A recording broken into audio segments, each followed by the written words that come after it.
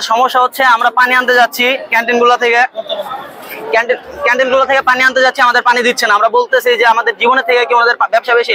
ওনারা সবাই বলতেছে ওনাদের ব্যবসা নাকি বেশি আমাদের জীবনের থেকে। ওনারা কেউ পানি দেয়, আমরা কোথায় যাবো পানি আনতে? আমরা এয়ারপোর্টের বাইরে যাবো, আমাদের সাথে দুর্ব্যবহার করতেছে, আমাদের গায়ে হাত তুলতেছে। এক কথায় আমরা পায়ে পর্যন্ত পড়ছি যে ভাই আমাদের পানি দেন, পানি দেয় না। তো ওনারা যদি আমাদের পানি না দেয় আমরা যাবো কোথায়? এয়ারপোর্টের ভিতরে।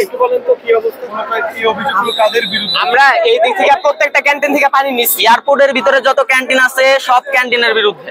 তো ওনারা পানি না দিলে আমরা কি বাইরে থেকে পানি নিয়ে আসবো? পানি কত টাকা বলছে এরকম? ওনারা বোতল 400 টাকা বিক্রি করছে। 500 টাকা চাইছে, ফার্স্টে 500 টাকা চাইছিল ওই পাশে একটা। আপনি বলেন। ওনারা বোতল 400 টাকা চাচ্ছে। তো ওনারা 400 টাকা নিচে দিবে না এই ক্যান্টিন থেকে, এই যে এই ক্যান্টিন থেকে। 1 লিটারের পানি? হ্যাঁ 1 লিটার পানি। একটা টুকায় একটা এই পর্যন্ত টুকায় নিজের টাকা দিয়ে বোতল কিনে নিয়ে ভিতরে দিয়ে আইছে। তা ওনারা বোতল দিবে না।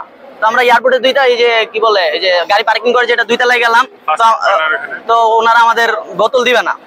1-2 কেস দিছে, দিয়ে বলতেছে যে ওনারা নাকি আমাদের 20 কেস পানি দিছে।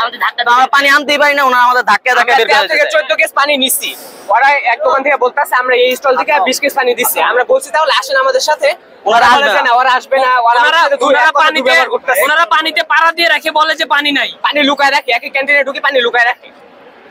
আপনারা বলেন, ওনাদের যদি মানুষের জীবন থেকে ব্যবসা বেশি হয়েছে, এখন আমরা কি করবো? আমরা কি জোর করে পানি নিয়ে আসবো? আমাদের তো জোর করে পানি আনা দরকার। তোমাদের এত আমাদের খোটা দেয় যে তোমরা টাকা দিয়ে পানি কিনা নাও, এইভাবে কথাগুলো বলতেছে।